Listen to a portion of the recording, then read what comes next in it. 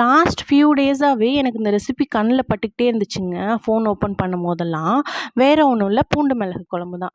பயங்கர ஹைப்பா இருந்தது. சரி போய் நம்ம ஆர்டர் பண்ணி சாப்பிடலான்னு சொல்லிட்டு சைட்ல போய் பார்த்தா 299, 300 அப்படி போட்டிருந்தாங்க.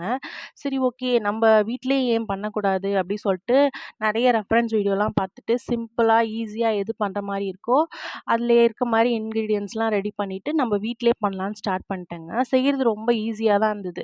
ட்ரை இன்கிரீடியன்ட்ஸ் வறுத்துட்டு பவுடர் பண்ணிட்டு, நம்ம குழம்பு தாளிக்கிற மாரி தாளிச்சுட்டு, சின்ன வெங்காயம், பூண்டுலாம் போட்டு, ஃபைனலா அந்த வறுத்த பவுடர் போட்டு இறக்குனா ரெடி ஆயிடுங்க. கொஞ்சமா வெல்லம் டேஸ்ட்டுக்கு சேர்த்துட்டு, ஃபைனலா வடகம் நல்லெண்ணெயில தாளிச்சு சாப்பிடும்போது நல்லா சூப்பராவே இருந்ததுங்க. இந்த கிளைமேட் சேஞ்ச் ஆகுறதுக்கு அதுக்கும் எனக்கு பயங்கரமா கோல்டா இருந்தது. இது சாப்பிடும்போது தொண்டைக்கு எதமா செம்ம சூப்பரா இருந்ததுங்க. அப்பளம் வச்சு சாப்பிட்டேங்க சூடா சாதத்தில போட்டு. அந்த மிளகோட காரம் அப்படியே தொண்டையில இறங்கும்போது செம்மையா இருந்ததுங்க. நல்லா டேஸ்ட்டாவே இருந்தது. நீங்களும் வேணும்னா வீட்ல ட்ரை பண்ணி பாருங்க. ரெசிபி புடிச்சிருந்ததுன்னா மறக்காம எனக்கு ஒரு லைக் குடுத்துருங்க. ஃபைனலா டெசர்ட்டுக்கு மாம்பழத்தோட ஃபினிஷ் பண்ணியாச்சு.